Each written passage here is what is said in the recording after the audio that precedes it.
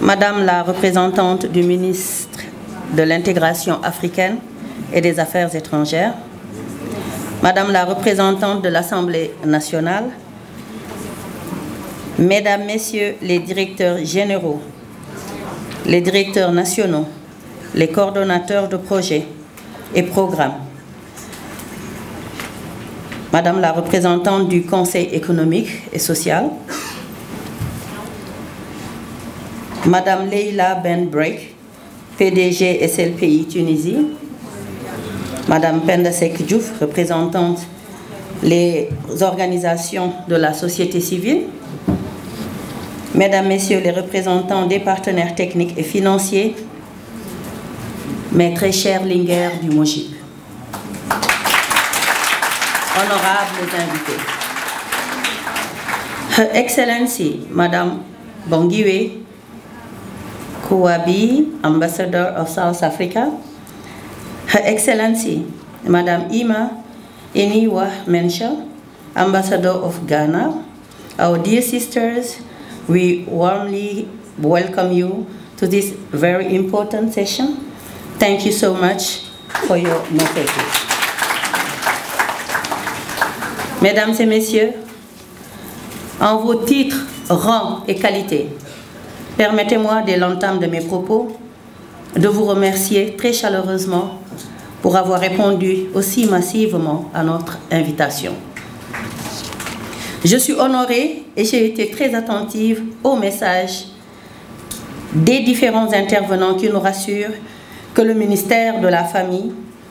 et des Solidarités peut compter sur votre expertise et votre engagement dans l'accomplissement de ces missions. Elles sont consacrées, ces missions, à la promotion des droits des femmes, y compris leur autonomisation, à celle du bien-être familial, à l'égalité des sexes, à la protection de l'enfance, à la promotion de l'équité sociale et territoriale, entre autres. Cette journée a pour vocation de reconnaître et d'affirmer le rôle de l'Organisation des femmes dans la lutte pour la liberté politique de l'Afrique et pour promouvoir la condition de la femme sur le continent.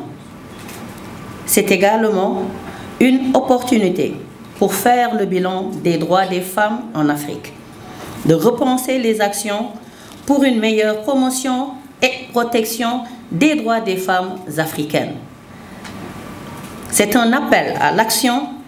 pour maintenir la mobilisation permanente afin de faire valoir leurs droits et contribuer à la mise en œuvre de toutes les stratégies concourant à leur autonomisation et la consolidation de leur leadership.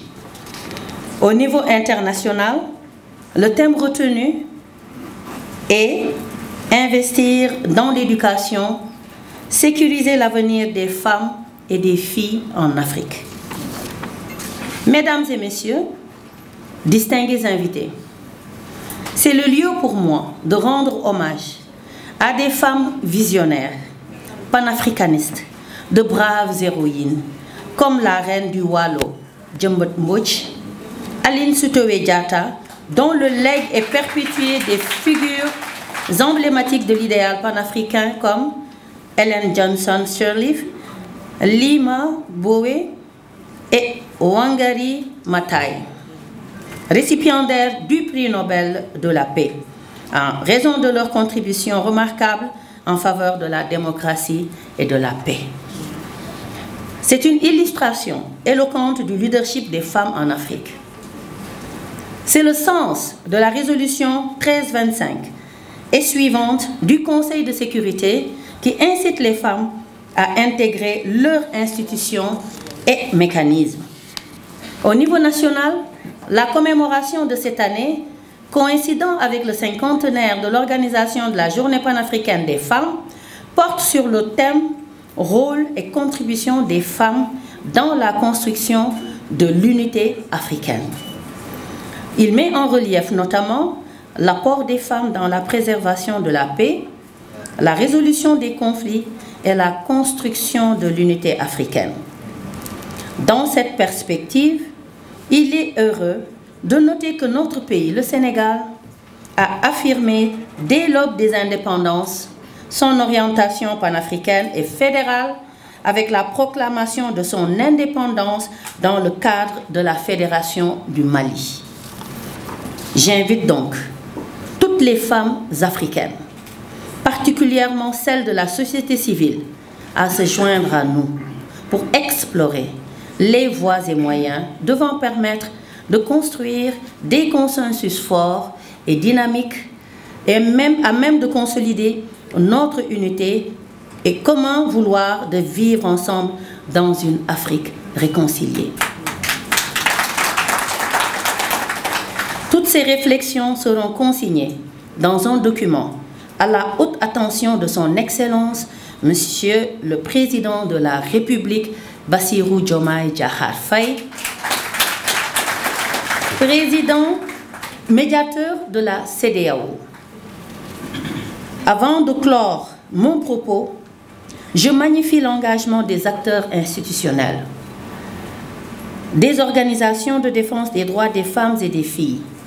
les partenaires au développement pour leur précieux concours dans l'organisation. Permettez-moi enfin de féliciter Madame la directrice de la famille et de la protection des groupes vulnérables, Dr Rokhaya Diakhaté, et toute son équipe pour la parfaite organisation de cette journée. Je vous remercie et vous donne rendez-vous à très bientôt, Inch'Allah. Nous sànni ci quelques cadeaux en wolof di wax rek ni li ñu fi dajale tey muy célébrer li nga xamantani mooy journée internationale de la femme africaine mu coïncider ak organisation journée de la femme panafricaine ñu jël ci thème yu nga xamantani ay thèmes yu am solo la muy naka lañuy xoolee jigéen ñi ci seen biir ba fexe nu ñu développer sunu Afrique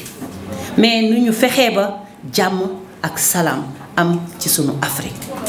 te loolu foog naa ni jigéen ñi kenn mënu leen ci foog naa ni jigéen ñi kenn jiituwu leen ci.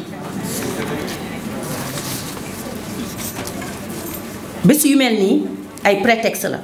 mais foog naa ni jigéen ñi juguñu benn yoon ci di dox ci li nga xamante ne mooy développer sunu continent bi. te jox nañ leen rôle boo xam ni mën nañ ne depuis la charte du Mandé wane nañu taxawaay bi jigéen war a am ci société bi wane nañu ci ginnaaw li nga xamante ni moom mooy seen rôle ci société bi muy ci kër gi nekk yaay nekk soxna seen capacité de leadership mais seen capacité de management bi nga xamante ni dañ koy soxla pour que ñu mën a développer société bi. kon léegi li sëñ Massamba waxoon mooy dellu ci waat naan xalif général des mourides ci kàddu yu mu joxe woon la muy kàddu yu ñu war a téye nee na jigéen bu defee li ko war rek jàmbaar la waaye jigéen bu xamee li ko war booleeg la koy def muy fexe di jéem a def li góor ñi di def moo mën góor.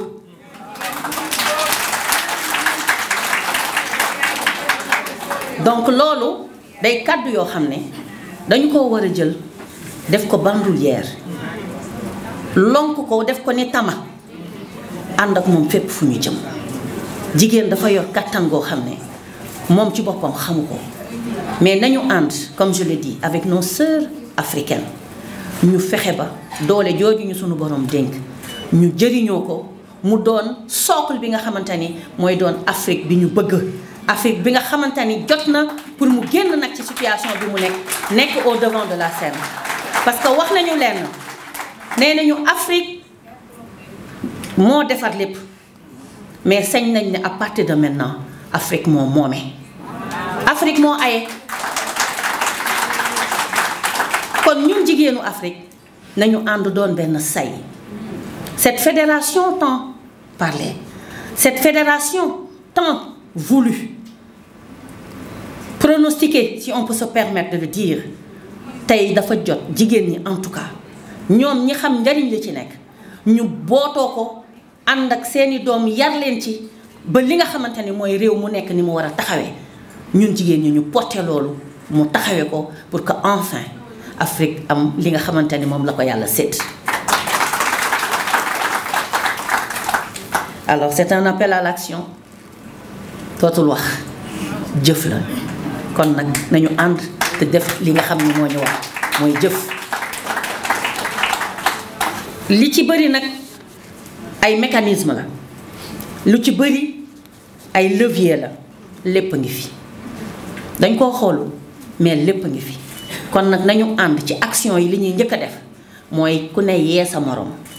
ba ñu xam li ñu am amul lu bees luñ fiy créé waat tout est là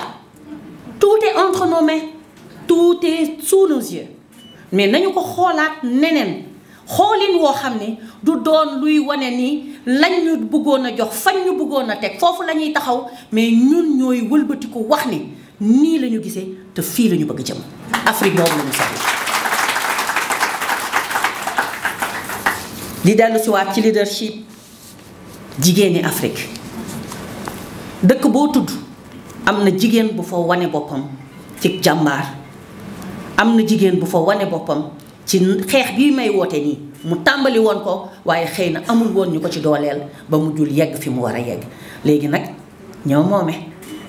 donc bu kenn bàyyi dara mu des ginnaaw nañu jàppante nañu mayante doole sans cloisonnement amul kii fii la bokk amul kee fee la bokk nañu ànd ñun ñëpp jàppante pour la force des femmes. Cette vulnérabilité dont on parle naan jigéen ñi dañoo am situation de vulnérabilité bu ñuy dund kenn duñu ci génnee ku dul suñu bopp kenn duñu génnee ci position de faiblesse yi ñuy am ku dul suñu bopp am nañu capacité bi muy kàddu Sëñ Muntaxa yi ñu mujjee dégg am nañu capacité bi am nañu dayo bi te am nañu taxawaay bi je lance un appel très fort di woo képp kuy jigéen fii ci réew mi ci Sénégal lii nga xam ni jàpp nañ ni buñ ko tabaxee Sénégal jëm ci kanam jaare fa Afrique jëm ci kanam jot na nag te ñun ñii ñoo ci war a taxaw maa ngi ci woo ñëpp di wax ni su ma ciy wax avec fierté mais aussi courage parce que dama am sañ-sañu wax sunu président de la République monsieur Bassirou Diomaye Diakhar Faye à l'entame de son magistère foog naa premier ou deuxième conseil des ministres taxawaay boobu la am wane ko wax na ci ak man lu bari nan la ñuy def ba jigéen ñi li nga xam ne moom la ñuy xaar ci ñoom ñu mate ko waaye nan la ñuy def ba balaa ñuy mën a dem am doole kattan gi ñu tegal leen ay mécanismes de développement ay mécanismes d'autonomisation économique durable et il me disait madame le ministre j'insiste sur le mot durable mënatuñu toog rek ñu ñuy nax ak ay projets donc nous allons travailler à ça et ces mécanismes sont déjà disponibles Inch'Allah nañu xam ne li ñu soxla woon am nañ ko muy président boo xam ne dafa bokk ak ñun gis-gis président boo xam ne dafa bokk ak ñun vision. balaa may tëj nag damay rafetlu ci sama sœur yi nga xamante ni ay ambassadrices lañu Afrique du Sud Accra Kenya waroon na ñëw waaye dafa am empêchement mais surtout li nga xam ne nag moom lañu sunu président de la République jagleel. sunu premier ministre Ousmane Sonko jagleel ñu ko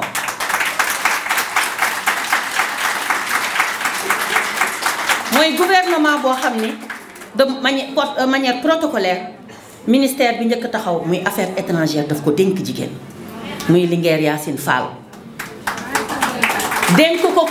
ba pare yokkal ko ci biir portefeuille am intégration africaine looloo taxoon ma bëgg mu teew fi lool waaye mi ngi Côte d'Ivoire mu newu fi mu yabal ñu son excellence mu teewal ko teewaay bu rafet bi ñu ngi leen di remercier bu baax donc balaa may tëj di féliciter équipe bi nga xam ni ñoo liggéey lii nekk ci ministère bi comme toujours saa yu ñu leen santee ñu defar ba mu baax seen tour la ci seen tour docteur Rokhaya Diakhaté laa ciy tudd mi nga xamante ni mooy directrice de la famille moom it taxaw ci vraiment liggéey bi taxawaay bu am solo kon tey dañu naan les moyens sont là bu ñu dellu ginnaaw benn yoon les moyens sont là ne nous gênons pas enfin nous avons les moyens de dérouler notre vision jërë ngeen jëf